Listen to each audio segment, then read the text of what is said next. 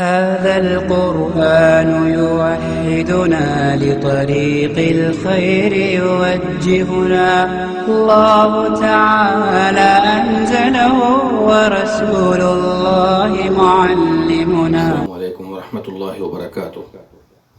الحمد لله رب العالمين، والصلاة والسلام على نبينا وحبيبنا وقدوتنا وإمامنا محمد وعلى آله وصحبه أجمعين. يقول الله سبحانه وتعالى في كلامه المجيد: أعوذ بالله السميع العليم من الشيطان الرجيم. بسم الله الرحمن الرحيم. يا أيها الذين آمنوا استعينوا بالصبر والصلاة إن الله مع الصابرين ولا تقولوا لمن يقتل في سبيل الله أموات بل أحياء ولكن لا تشعرون. میرے بھائیو دوستو، آج جس موضوع کو لے کر میں آپ کے سامنے آیا ہوں وہ ہے نماز استخارہ، آداب، احکام، فوائد۔ نماز استخارہ اکثر مسلمان اسے نہیں جانتے، بہت سے لوگوں نے اسے لاپرواہی اور سستی برتی ہے اور نماز استخارہ سے واقف نہیں ہے۔ ٹو دی پوائنٹ، وقت کی نزاکت کو دیکھتے ہوئے میں آپ کو یہ بتلا دوں کہ استخارہ کا معنی اور مطلب کیا ہوتا ہے، اس کا مفہوم کیا ہے۔ استخارہ کا مطلب ہوتا ہے طلب الارشاد الی الخیر۔ ہم اللہ سے دعا کرتے ہیں کہ یا اللہ ہمارے لیے خیر اختیار فرما، ہمیں بھلائی کی طرف گامزن فرما دے۔ اللہ تعالیٰ سے ہماری یہ دعا کہ وہ ہمیں خیر کی رہنمائی کر دے اور اس کے اندر جو شر ہے، جو رکاوٹ ہے، جو مشکلات ہے، اللہ اس سے پھیر دے۔ تو یہ اللہ پر توکل ہے۔ اس نماز اور دعا کے ذریعے بندہ اللہ پر توکل کرتا ہے، بھروسہ کرتا ہے اور اللہ کے ساتھ ادب ہے۔ اس سے ایمان میں اضافہ ہوتا ہے اور اللہ رب العالمین اس میں خیر و برکت ڈال دیتا ہے اور اجر و ثواب سے بھی نوازتا ہے۔ انسان اپنی زندگی میں بہت سے ایسے امور سے دوچار ہوتا ہے جس کے متعلق انسان کو پتہ نہیں ہوتا کہ اس کا نتیجہ کیا ہوگا۔ کیوں؟ اس لیے کہ وہ چیز مخفی ہے، غیب سے تعلق رکھتی ہے۔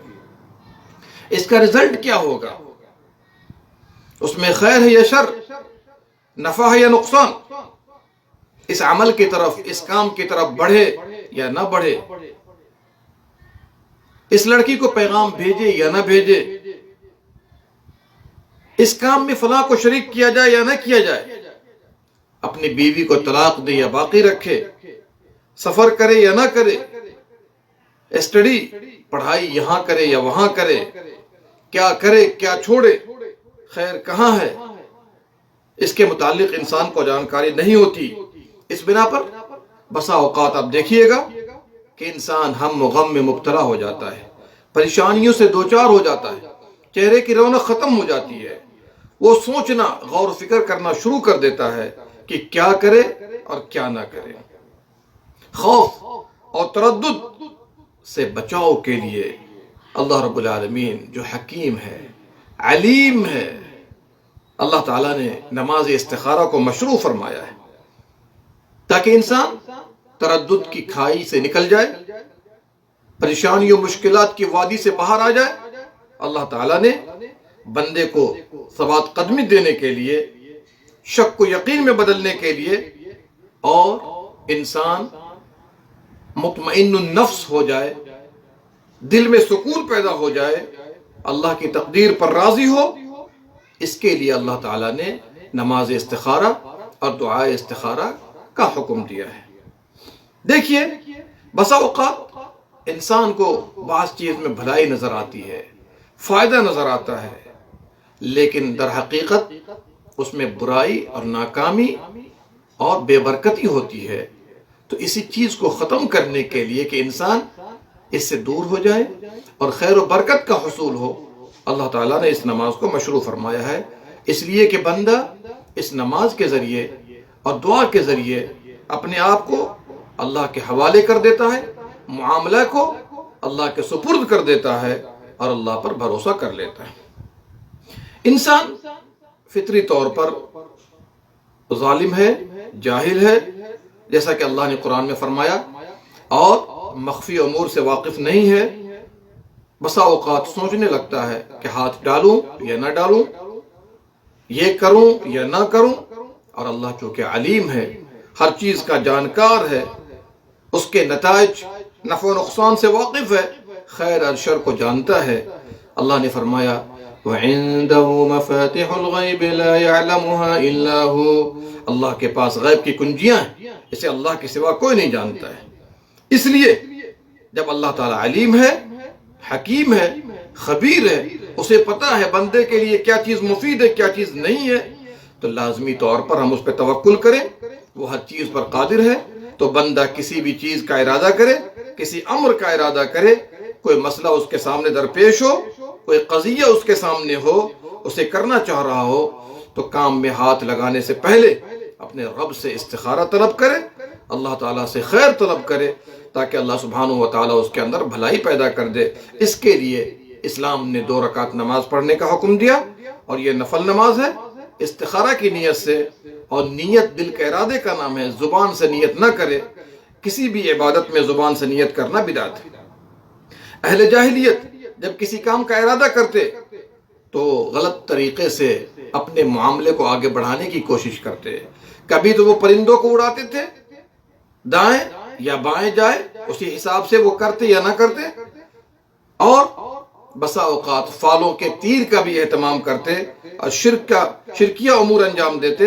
تو اللہ سبحانہ و تعالیٰ نے ہمارے لیے اس عظیم دعا کو مشروع فرمایا ہے، جس میں توحید ہے، اللہ پر بھروسہ ہے، اس کے وجود کا اقرار ہے، اس کی صفات ہیں، اس کی قدرت اور ارادہ کا تذکرہ ہے، اس کی ربوبیت ہے، معاملے کو اللہ کے حوالے کرنا ہے، اس سے مدد طلبی ہے، اس پر بھروسہ ہے۔ اس طریقے سے بندہ اپنے آپ کو اللہ کے حوالے کر دیتا ہے، اپنے معاملے کو اللہ کے سپرد کر دیتا ہے۔ شیخ الاسلام ابن تیمیہ رحمہ اللہ نے فرمایا کہ بندہ اپنے خالق سے استخارہ کرے، اور نیک لوگوں سے، امانت دار لوگوں سے اگر مشورہ کرے اور معاملے کو کر گزرے تو انشاءاللہ کبھی بھی ندامت و افسوس کا اظہار نہیں ہوگا۔ استخارہ علماء کا اتفاق ہے کہ سنت ہے۔ اس کی مشروعیت کی دلیل صحیح بخاری کے اندر جابر رضی اللہ عنہ کی روایت ہے، وہ فرماتے ہیں کان رسول اللہ صلی اللہ علیہ وسلم يعلمنا الاستخارۃ فی الامور کلھا کما يعلمنا السورۃ من القرآن، جس طرح ہمیں قرآن کی صورتیں سکھاتے تھے پیارے نبی صلی اللہ علیہ وسلم، اسی طرح تمام دنیاوی امور میں ہمیں استخارہ کرنا سکھاتے تھے۔ استخارہ کی اہمیت واضح ہوتی ہے کہ نبی صلی اللہ علیہ وسلم ہر معاملے میں استخارہ سکھاتے تھے، اللہ اکبر، جس طرح قرآن سکھایا کرتے تھے، حدیث تھے، امت کو رہنمائی کرتے تھے۔ اور اسی لیے آپ اور ہم جب کسی کام کا ارادہ کریں تو انشاءاللہ کرنے سے پہلے ہمیں چاہیے کہ استخارہ کر لیں، تاکہ انشاءاللہ ندامت و ناکامی کا سامنا نہ ہو۔ ابن ابی جمرہ کہتے ہیں کہ نماز کو دعا پر مقدم کیا گیا ہے تاکہ اللہ سے قربت ہو، اللہ کے دروازے کو دستک دیا جا سکے۔ اس کے بعد جب ہم دعا کریں گے دروازہ کھلا ملے گا، اللہ تعالیٰ دعا قبول کرے گا، معاملے میں بھلائی پیدا کر دے گا۔ بعض اہل علم کہتے ہیں کہ اگر استخارہ کی ضرورت ہو تو 1 سے زیادہ مرتبہ بھی کیا جا سکتا ہے۔ اگر دل کسی معاملے پر مطمئن نہ ہو تو 1 سے زیادہ مرتبہ بھی کیا جا سکتا ہے۔ چلیے، امام قتادہ رحمۃ اللہ علیہ فرماتے ہیں کہ اگر کوئی قوم مشاورت اختیار کرتی ہے، مشورہ کرتی ہے، اور اللہ رب العالمین کی رضا جوئی ہوتی ہے تو اللہ تعالیٰ بہتری کی طرف اس کی رہنمائی کر دیتا ہے۔ شیخ کمال الدین محمد بن علی زملکانی فرماتے ہیں جب انسان 2 رکعت نماز پڑھے استخارے کے لیے اور اس کے سامنے معاملہ درپیش ہے تو اس کا سینہ کشادہ ہو یا نہ ہو، اس کام کے کرنے کی بنا پر اللہ تعالیٰ اس میں بھلائی ڈال دیتا ہے۔ اسی لیے حدیث کے اندر یہ بات نہیں آئی ہے کہ اس کا دل کشادہ ہو یا نہ ہو، شرح صدر ہو یا نہ ہو، یہ بات نہیں آئی ہے۔ اسی لیے مشورہ کر لیجئے کسی کام کے کرنے سے پہلے، استخارہ کر لیجئے، اللہ کا نام لے کر وہ کام شروع کر دیجئے۔ دیکھیے استخارہ ایسے معاملے میں ہے جس میں انسان متردد ہو۔ ایک بات تو یہ ہوئی شک میں ہے کروں یا نہ کروں، استخارہ کر لے۔ اور دوسری بات، اگر پختہ ارادہ بھی ہو چکا ہے تو بھی استخارہ کرے، چونکہ آپ خیر سمجھ کے کر رہے ہیں لیکن استخارہ نہیں کریں گے، ہو سکتا ہے شر کا پہلو سامنے آ جائے۔ اس لیے استخارہ کے اندر اللہ سے طلب توفیق ہے، اللہ تعالیٰ سے بھلائی کا پختہ ارادہ ہے۔ بہت سے لوگ کسی کام کو بھلا سمجھتے ہیں لیکن در حقیقت اس میں وہ اس کے لیے برائی ہوتی ہے، ناکامی ہوتی ہے، اور اس لیے استخارہ کو ہمیں اور آپ کو بجا لانا چاہیے۔ ایک سوال یہ پیدا ہوتا ہے کہ استخارہ کب کرے؟ تو جیسے معاملہ سامنے آئے، خالی الذہن ہو، کسی کام پر پختہ ارادہ بھی نہ کیا ہو تو کرنا چاہیے۔ لیکن بسا اوقات پختہ ارادہ ہو بھی جائے تو بھی کر گزرے، تاکہ انشاءاللہ اس کے اندر بھلائی پیدا ہو جائے، شر اس سے دور ہو جائے۔ چلیے اب سوال پیدا ہوتا ہے کہ کن کاموں میں استخارہ ہونا چاہیے؟ تو انسان کے سامنے جو بھی معاملات آتے ہیں تو اس کے شرعی ناحیے سے 5 پہلو ہوتے ہیں۔ واجب ہے، مندوب ہے، جائز ہے، مکروہ ہے، حرام ہے۔ تو واجب، مستحب، مکروہ، حرام، ان چاروں میں استخارہ کی ضرورت نہیں ہے، چونکہ شریعت اسلامیہ نے ان چاروں کو کھول کھول کر بیان کر دیا ہے، اس میں استخارہ کی کوئی ضرورت نہیں ہے۔ کرنا کس میں استخارہ ہے؟ جو جائز کام ہے، جس کا تعلق دنیا کے ساتھ ہے، جس کے رزلٹ کو ہم نہیں جانتے کہ پتہ نہیں کیا ہوگا۔ اب جیسے شادی ہے، شادی تو ہر انسان کرتا ہے، لیکن جہاں اس کی بات چل رہی ہے معلوم نہیں کیسے لوگ ہیں، کیسی لڑکی ہے، دیندار ہے نہیں، سمجھدار ہے نہیں، اخلاق مند ہے نہیں، تو اس کے لیے آدمی استخارہ کرے۔ یا کوئی تجارت کرنا چاہ رہا ہے، سفر کرنا چاہ رہا ہے، تو ایسے کاموں میں استخارہ کی ضرورت ہے۔ لیکن یہاں پر ایک بات اور واضح کر دوں، علماء کرام نے ذکر کیا ہے کہ اگر 2 واجب ایک ساتھ آ جائے، دونوں کا ازدحام ہو جائے اور معلوم نہیں کس کو مقدم کرنا ہے، تو بھی استخارہ کرنا چاہیے۔ جیسے حج ہے اور شادی ہے، مثال کے طور پر حج کا وقت آ رہا ہے اور شادی بھی کرنی ہے، تو ایسے موقع پر ہم استخارہ کر سکتے ہیں جب 2 واجب یا 2 مستحب چیزوں کا ٹکراؤ ہو جائے اور ایک ہی وقت میں دونوں سامنے آ جائیں۔ استخارہ کے کئی ایک فائدے ہیں۔ پہلا فائدہ تو یہ ہے کہ بندے کا دل اللہ رب العالمین سے مضبوط ہوتا ہے، اس پر بھروسہ کرتا ہے اپنے تمام معاملات میں۔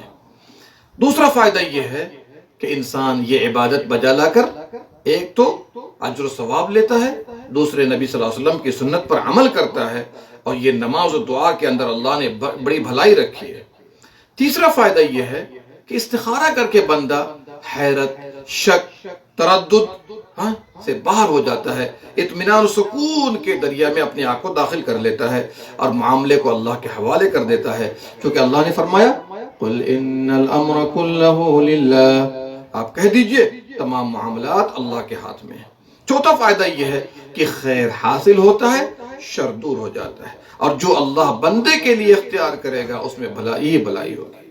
پانچواں فائدہ یہ ہے کہ جو وہ کام کرنا چاہ رہا ہے اللہ اس میں برکت ڈال دیتا ہے۔ اللہ اکبر، اللہ اس میں برکت ڈال دیتا ہے، اور برکت جس چیز میں بھی آئے، اگر وہ تھوڑی ہوتی ہے تو وہ چیز زیادہ ہو جاتی ہے، اگر اس میں شر ہوتا ہے تو اللہ تعالیٰ اس کو دور کر کے بھلائی کا پہلو اس میں رکھ دیتا ہے۔ اسی لیے تو ہم پڑھتے ہیں دعا کے اندر وَبَارِكْ لِي فِيهِ، اس میں برکت ڈال دے۔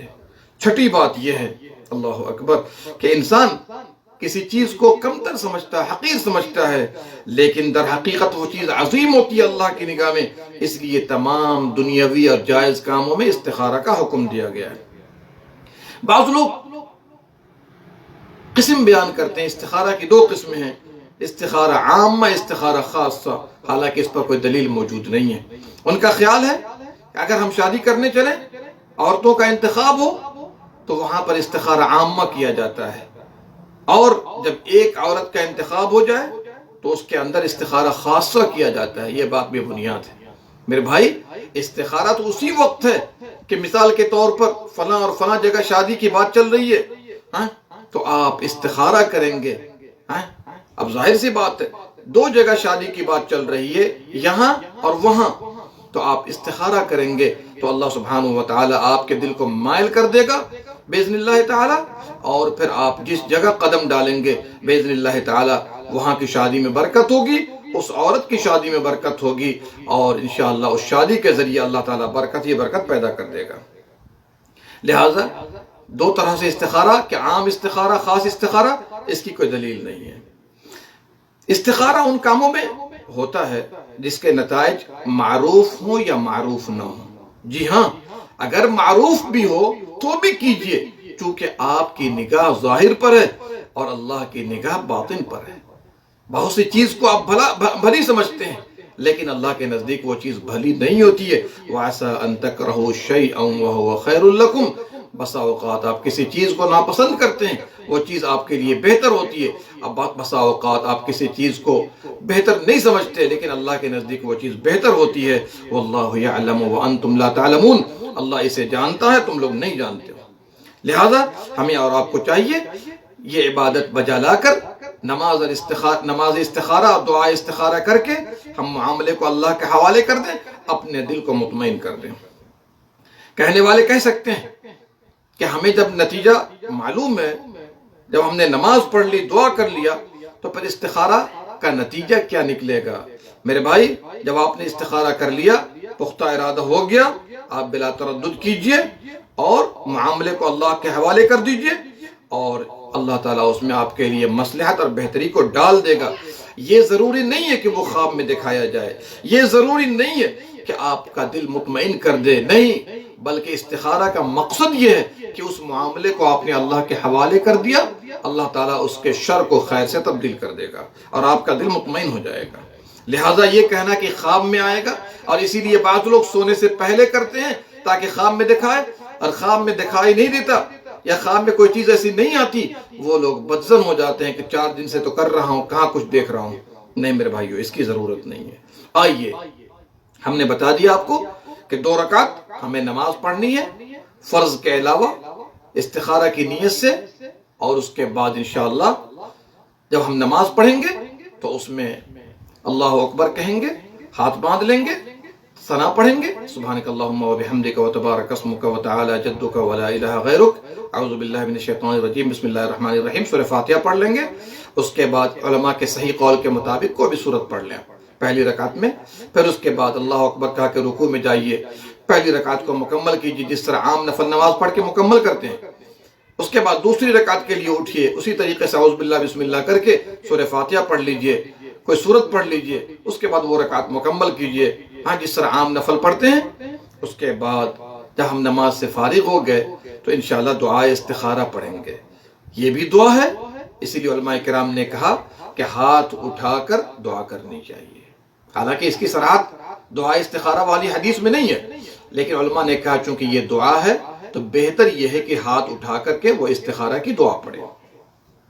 اس سلسلے میں بخاری، ترمذی، نسائی اور دیگر حدیث کی کتابوں میں ہے، جابر رضی اللہ عنہ سے وہ فرماتے ہیں کہ نبی صلی اللہ علیہ وسلم ہمیں استخارہ سکھاتے تھے تمام معاملات میں، جس طرح ہمیں قرآن کی صورتیں سکھاتے تھے۔ اور کیا فرماتے؟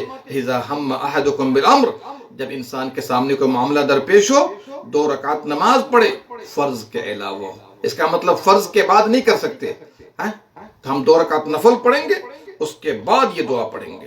کون سی دعا ہے؟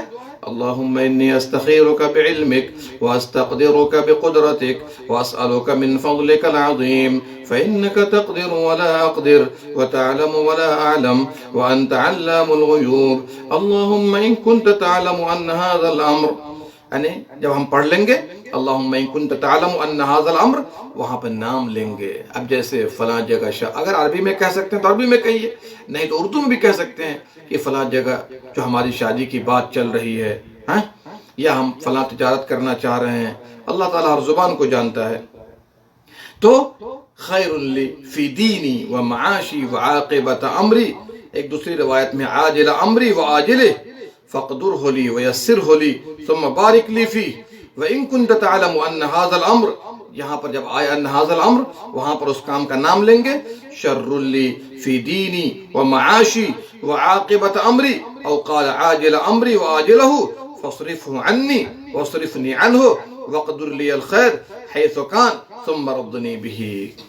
یہ ہم نے آپ کو پڑھ کے سنا دیا، ترجمہ دیکھ لیجئے۔ اے اللہ بے شک میں اس کام میں تجھ سے تیرے علم کی مدد سے خیر مانگتا ہوں اور خیر کے حصول کے لیے تجھ سے تیری قدرت کے ذریعے قدرت مانگتا ہوں، اور میں تجھ سے تیرا فضل عظیم مانگتا ہوں۔ بے شک تو ہر چیز پر قادر ہے، میں کسی چیز پر قادر نہیں۔ تو ہر کام کے انجام کو جانتا ہے اور میں کچھ نہیں جانتا، اور تو تمام غیبوں کا جاننے والا ہے۔ یا اللہ، اگر تو جانتا ہے کہ یہ کام میرے لیے، میرے دین، میری زندگی اور میرے انجام کار کے لحاظ سے بہتر ہے تو اسے میرے لیے مقدر کر اور آسان کر دے، پھر اس میں میرے لیے برکت پیدا فرما۔ اور اگر تیرے علم میں یہ کام میرے لیے، میری دین، میری زندگی اور میرے انجام کار کے لحاظ سے برا ہے تو اس کام کو مجھ سے اور مجھے اس سے پھیر دے، اور میرے لیے بھلائیاں مہیا کر جہاں کہیں بھی ہو، پھر اس کے ساتھ تو راضی کر دے۔ اللہ اکبر۔ تو میں نے بتا دیا آپ کو کہ جہاں پر بھی ان ھذا الامر آئے گا وہاں پر اپنی حاجت کا نام لیں گے۔ جب آپ یہ مسنون استخارہ کر کے کوئی کام کریں گے تو اللہ تعالیٰ اپنے فضل و کرم سے ضرور اس میں بہتری کی صورت پیدا کر دے گا اور برائی سے بچا دے گا۔ استخارہ یہ دعا ہے، اور ہم نے نماز کا تذکرہ آپ کے سامنے کر دیا، تو انشاءاللہ وقت کی نزاکت کو دیکھتے ہوئے آپ اس کو کر گزریے گا اور خود کیجئے گا۔ نبی صلی اللہ علیہ وسلم کا فرمان یاد رکھیے کہ آپ، نبی صلی اللہ علیہ وسلم کے صحابہ فرماتے ہیں کہ ہمیں سکھاتے تھے جس طرح قرآن کی صورت سکھاتے تھے۔ کیا پتا چلا؟ ہمیں خود کرنا چاہیے، ہمیں خود کرنا چاہیے، کسی سے کروانے کی ضرورت، اگر کروانا مقصد ہوتا اور بہتر ہوتا تو سارے صحابہ نبی صلی اللہ علیہ وسلم سے ہی کرواتے، نبی صلی اللہ علیہ وسلم صحابہ کو نہ سکھاتے۔ اور یہ بھی یاد رکھیے گا کہ جب یہ دعا ہے تو اس کے لیے، اس کی قبولیت کے لیے ہمیں چاہیے تھا کہ حرام کمائی سے دور رہیں، اور پھر کسی گناہ، کسی ظلم، کسی برائی کے لیے استخارہ نہ کریں، اور پھر غافل دل سے نہ کریں، تو پھر اللہ تعالیٰ آپ کے دعا کو قبول فرمائے گا۔ اور یاد رکھیے گا کہ جب بھی آپ یہ دعا پڑھنا شروع کیجئے تو علماء کی رائے ہے کہ پہلے اللہ کے نبی صلی اللہ علیہ وسلم پہ درود پڑھے، اس سے پہلے اللہ کی تعریف کرے، پھر اس کے بعد یہ دعا پڑھنا شروع کر دے۔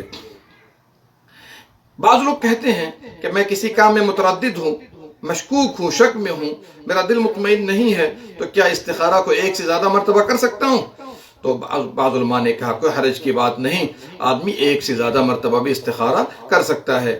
یہ جمہور کا قول ہے، امام احمد بن حنبل، امام شافعی، امام مالک وغیرہ کہتے ہیں کہ ایک سے زیادہ مرتبہ استخارہ کر سکتے ہیں۔ ایک سوال پیدا ہوتا ہے، کیا استخارہ کے لیے وقت متعین ہے؟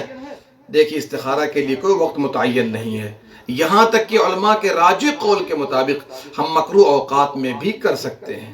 بالخصوص آپ ایسے اوقات میں کیجئے جس میں دعائیں قبول کی جاتی ہیں، جیسے اذان و اقامت کے درمیان میں کیجئے، بارش ہو رہی ہے تو کیجئے، آخر تہائی رات میں کیجئے، جمعہ کے دن آخری پہر میں کیجئے، شب قدر میں کیجئے، تو اللہ تعالیٰ آپ کی دعا کو قبول کرے گا، اور اس میں قبولیت کا زیادہ پہلو نکلتا ہے۔ ویسے عام حالت میں بھی اللہ سبحانہ و تعالیٰ آپ کی دعا کو قبول فرماتا ہے۔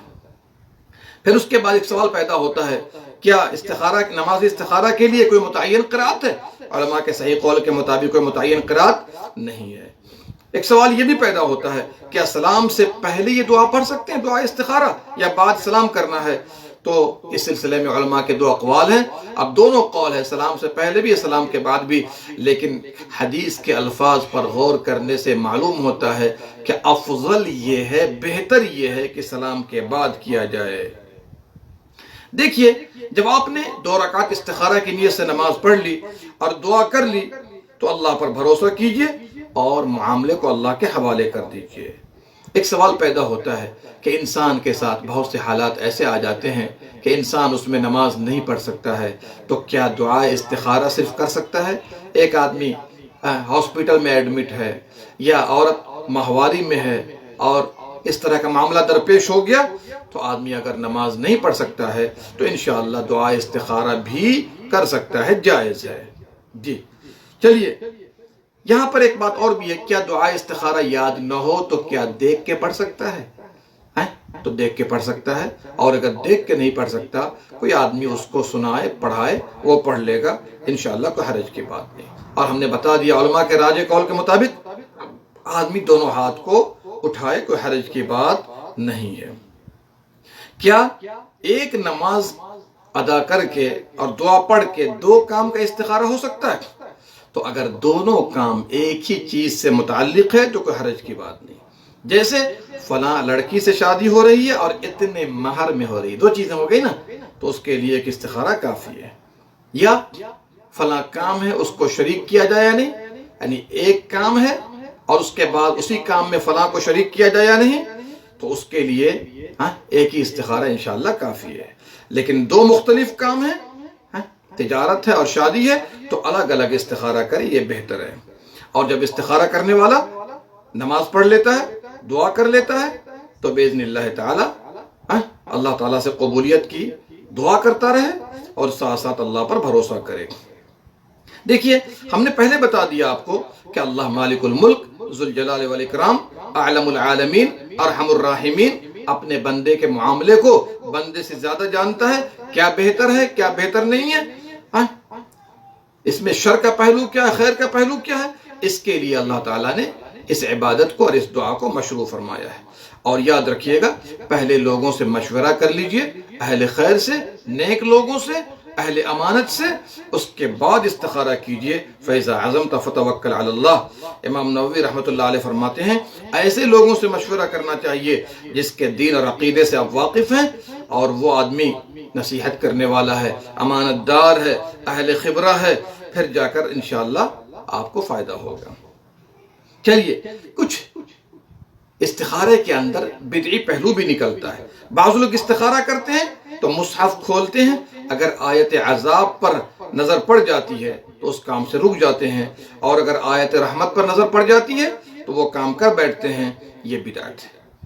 بعض لوگ ایسے بھی ہیں جو بعض مشائخ کے پاس، پیر کے پاس، عالم دین کے پاس جاتے ہیں، خود نہیں کرتے جو سنت ہے، دوسروں کو کہتے ہیں کرنے کو کہ آپ ہمارے لیے استخارہ کر دیجئے. یہ بدعت ہے.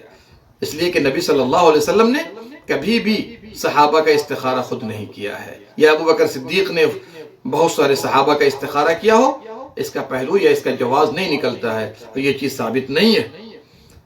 تو یہاں پر یاد رکھیے گا، بعض لوگ خود استخارہ کرنے کے بجائے دوسروں سے استخارہ کرواتے ہیں. یہ روش ایک وبا کی شکل اختیار کر گئی ہے، جس نے جگہ جگہ دوسروں کے لیے استخارہ کرنے والے اسپیشلسٹ پیدا کر دیے ہیں.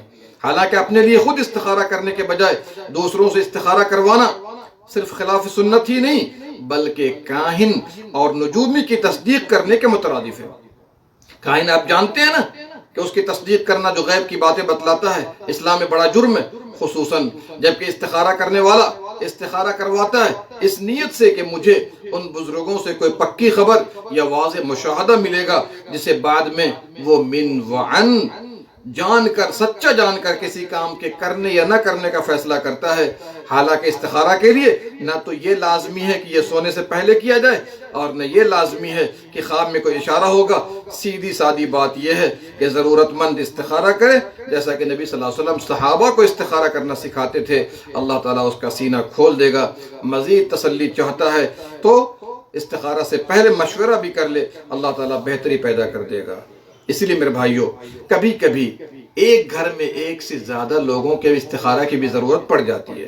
اب لڑکی کی شادی ہے، لڑکی بھی استخارہ کرے، اس کا باپ بھی استخارہ کرے، اس کی ماں بھی استخارہ کرے، لیکن عام طور پر جو صاحب معاملہ ہے وہ استخارہ کرے گا. اور دوسروں سے استخارہ کرنے میں وہ اخلاص، وہ للہیت، وہ قرب الہی پیدا نہیں ہوتی ہے. اور بسا اوقات انسان دوسرے غلط راستوں پر نکل جاتا ہے، پیسوں کو بھی پھینکتا ہے. پھر وہ سامنے والا صحیح عقیدے والا نہیں ہوگا تو وہ آپ کو غلط راستوں کی رہنمائی کرے گا، آپ سے شرکیہ کام کرا سکتا ہے کہ اس طرح کا مرغہ لاؤ، اتنے پیسے لاؤ، اس رنگ کا وہ لاؤ، اور اس طریقے سے آپ کو جو ہے پگڈنڈیوں میں ایسا ڈال دے گا کہ بسا اوقات انسان شرک پر آمادہ ہو جاتا ہے. اللہ سبحانہ و تعالیٰ سے دعا گو اللہ رب العالمین ہمیں اور آپ کو ہر معاملے میں قرآن و سنت کی پیروی کرنے والا بنائے، نبی صلی اللہ علیہ وسلم کا سچا محب اور متبع سنت بنائے. اور ہمارے سامنے جو بھی معاملہ درپیش ہو، باری تعالی ہم سب کو استخارہ کر کے پھر دعا کرنے کے بعد اس پر عمل کر پیرا ہونے کی توفیق دے. آمین یا رب العالمین. اللہم صلی علی نبینا محمد وعلی آلہ وصحبہ.